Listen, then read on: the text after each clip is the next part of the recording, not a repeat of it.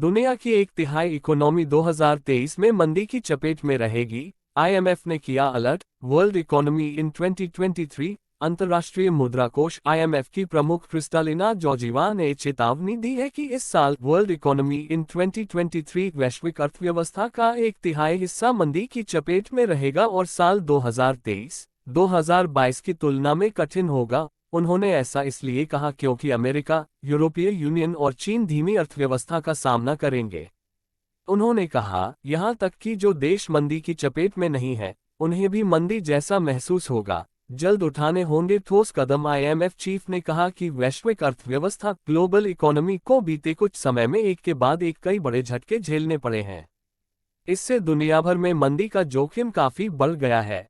ऐसे में खतरनाक न्यू नॉर्मल से बचने के लिए ठोस उपाय उठाने होंगे, क्योंकि ग्लोबल इकोनॉमी को स्थिर करना बहुत जरूरी है। इस दौरान क्रिस्टलिना जियोजीवन ने बढ़ती महंगाई, इन्फ्लेशन का भी जिक्र किया।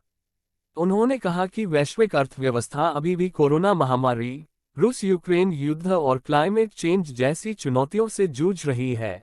महंगाई की चुनौतियों का जिक्र किया क्रिस्टालिना ने कहा कि महंगाई, इन्फ्लेशन जैसी चुनौतियों से हमें जल्द निपटना होगा।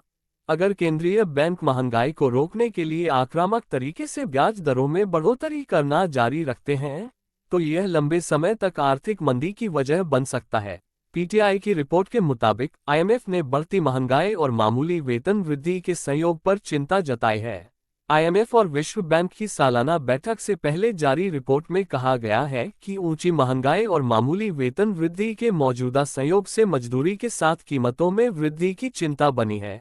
ग्लोबल इकोनॉमी में स्थिरता जरूरी। जॉर्जटाउन विश्वविद्यालय, जॉर्जटाउन यूनिवर्सिटी में एक कार्यक्रम में बोलते हुए क्रिस्टालिना जॉर्जिवा ने सबसे तात्कालिक चुनौतियों का समाधान करके ग्लोबल इकोनॉमी को स्थिर करने को जरूरी करार दिया।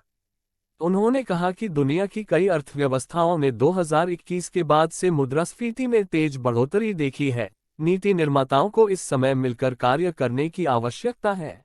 अंतर्राष्ट्रीय मुद्रा कोष की प्रमुख ने साल 2026 तक दुनिया की वृद्धि 4000 अरब डॉलर तक कम होने की आशंका जताई है।